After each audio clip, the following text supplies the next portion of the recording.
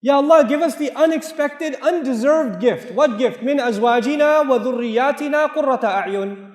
From our wives and our husbands and our children, give us what makes our eyes so happy that it makes us cry.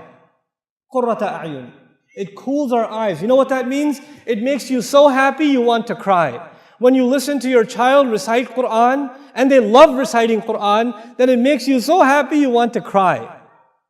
When you look at your wife and how she's raising your children, it makes you so happy you want to cry. When she looks at the husband who wakes up his children for Fajr and takes them to the masjid, she wants to cry. She's so happy. Our husbands cry and our wives cry, but they don't cry because they're happy. They cry for other reasons. You know, we are asking Allah for tears of joy. We want to be so happy with our family. How are we going to do that? Right now, every day you go home, you fight with your wife, man. Every day you go home. It's like, why were you so late? Why are you asking me? You always ask me. Don't you know there's traffic? Look outside the window. And you start every day. And then you're so angry, then you look at the child and he's like, why are you playing with a toy? Why do you look happy? We don't have happiness here. Where's your homework? And the kid's like, I didn't get any homework. You know, why not? I'm going to complain to your school. You know, God, this is not qurrata a'yun. There are people who come to the masjid for salat, and salat is supposed to give you peace. It's supposed to make you calm. It's supposed to settle you down. And then they go home and there's a tornado that walked into the house. Oh, children hide under the bed. You know, the wife gets off the phone. She's like, you know, you cannot be the reason for your family to be afraid of you. You should be a reason for your family to be overjoyed. Your children should they should run to you and hug you when you come home. That's the relationship you should have with your children. And while I'm on this topic, 20 years ago, 30 years ago, 40 years ago, parenting was different. Now it's not the same. You cannot afford to be, I'm talking to the fathers here, you cannot afford to be authorities over your children. You cannot afford that. You have to be friends and authorities with your children. Our fathers were not friends with us. They were authorities.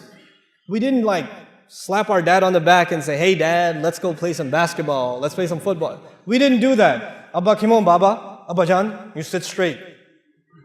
Assalamu alaikum. You get their shoes. That was 20 years ago, 30 years ago. Your kids don't do that. And they won't. We're living in 2013, brothers and sisters. We have to accept reality. Our children are exposed to a lot of things. It doesn't matter if you're in the Muslim world or anywhere else. Ihtiram will remain. You have to respect your parents. But our children, the only one who will give them the love of Islam is you. And you will not be able to give it to them if you're only an authority. If you only yell at them and tell them what to do, but you're not their friend. Every father here should know and master the video games your children play. You should be better if you're letting your kids play video games, first of all, that's a problem. But if you are letting them play and you're not going to let them stop, then you better play with them. Then you better be sitting there playing with them. You don't go watch the news. You're not going to change the world. Okay? You've watched enough news, believe me, and nothing has changed. You need to know whether the stock market went up or down. You don't even care about stocks, man. Why are you watching the news? It has nothing to do with you.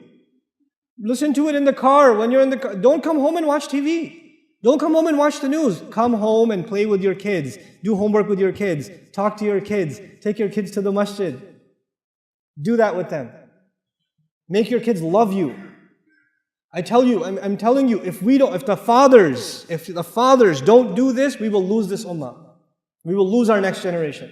I am telling you. I'm guaranteeing you. This is the real problem. I cannot come from America. Sheikh Mufti Min cannot come from, all of different places in the world. And they come and they sit here and they give you a dars. We can only help a little bit. We can only help a little bit. The real change that will come in your child's life will come from you. Will come from you. رَبَّنَا هَبْ لَنَا مِنْ أَزْوَاجِنَا وَذُرِّيَّاتِنَا قُرَّةَ أَعْيُنٍ. And now let me talk to the sisters for a little bit. Sisters, you're stuck with your husband. Stop being angry. Accept it. And try to love your husband. Try to make your husband happy. Because believe me, if he gets even a little bit happy, you will be really happy.